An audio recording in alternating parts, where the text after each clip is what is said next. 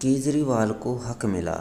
शीर्ष अदालत ने कहा, दिल्ली में अधिकारियों पर चुनी हुई सरकार का ही नियंत्रण रहेगा। सत्यमेव जयते फैसले से दिल्ली की जनता, लोकतंत्र और सत्य की जीत हुई। लोगों के साथ न्याय करने के लिए सुप्रीम कोर्ट का शुक्रिया। अब दिल्ली के विकास की गति कई गुना बढ़ेगी। जनता के कार्यों को बाधित करने वालों को नतीजे भुगतने होंगे। अरविंद केजरीवाल मुख्यमंत्री। सुप्रीम कोर्ट ने बुधवार को अहम फैसला सुनाते हुए दिल्ली सरकार को अधिकारियों के तबादले और तैनाती से जुड़ा हक दे दिया गया है।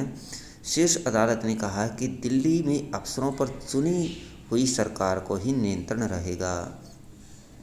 संविधान पीठ ने एक राय से कहा, पुलिस, भूमि और कानून व्यवस्था को छोड़ उपराज्यपाल बाकी सभी मामलों में सरकार की सलाह और सहयोग से काम करेंगे। सभी अधिकारी अब मंत्री को रिपोर्ट करेंगे।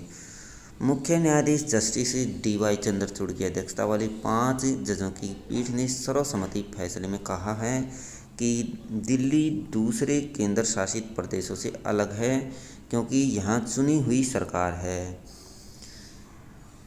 दिल्ली सरकार को वही शक्तियाँ हैं जो दिल्ली विधानसभा को मिली हुई हैं। चुनी हुई सरकार के पास प्रशासनिक व्यवस्था होनी चाहिए। आदर्श स्थिति यही होगी कि दिल्ली सरकार को अधिकारियों पर नियंत्रण मिले, कामकाज प्रभावित नहीं होने दे सकते।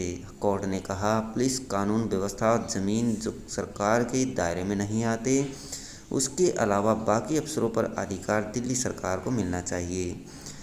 केंद्र सरकार का इतना नियंत्रण नहीं हो सकता कि राज्य का कामकाज प्रभावित हो। लोकतंत्र और संघीय ढांचे में जवाबदेही जरूरी है। कोर्ट ने कहा कि अनुच्छेद 239 AA के अनुसार दिल्ली का वो विशेष दर्जा है। इनके पास विधानसभा भी है। इसके इस विशेष चरित्र को देखते हुए लोकतांत्रिक तरीके करना जरूरी है। कोर्ट ने कहा है कि यदि अधिकारी मंत्रियों को रिपोर्ट करना बंद कर दें और उनके निर्देशों से न बंधे रहें तो सामूहिक उत्तरदायित्व का सिद्धांत प्रभावित होता है। अदालत ने कहा कि कार्यपालिका के दायरे से बाहर कर दें तो मंत्री लोक सेवकों को नियंत्रित नहीं कर सकेंगे।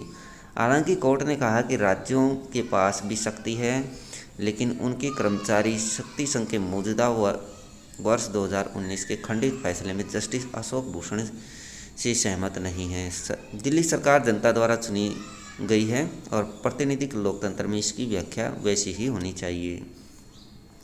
चुनी हुई सरकार को उसका अधिकार मिले। तैनाती, तबादले सरकार का कार्यक्षेत्र। उपराज्यपाल की अनुमति जरूरी नहीं होगी। फैसले के बाद पुलिस, पब्लिक ऑर्डर और भूमि के मामलों को छोड़ सरकार के पास अन्य राज्यों की सरकार की तरह अधिकार होंगे। सरकार अधिकारियों की तैनाती और तबादले अनुसार कर सकेंगी। हर फैसले के लिए LG की अनुमति लेने की ज़रूरत नहीं पड़ेगी। आगे क्या? पुनर्विचार याचिकाओं से चुनौती संभव। सुप्रीम कोर्ट के फैसले के खिलाफ रिव्यू पिटीशन दाखिल की जा सकती है या केंद्र इसे बड़ी बेंच को भेजने की अपील कर सकता है। पुनर्विचार याचिका पर भी दिल्ली के पक्ष में फैसला आता है तो क्यूरेटिव याचिका दाखिल हो सकती है। संसद में कानून लाकर इसे बदलने का विकल्प है। हालांकि इस कानून को फिर सुप्रीम कोर्ट में चुनौती दी जा सकती है। अनिल कुमार सिंह नए सेवा सचिव नियुक्त होंगे।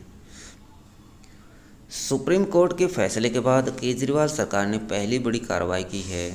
सेवा विभाग मिलते ही प्रभारी मंत्री सौरभ भारद्वाज ने सचिव आशीष मोरे को तत्काल प्रभाव से हटाने का आदेश जारी किया है। उनके स्थान पर अनिल कुमार सिंह की नियुक्ति की गई है।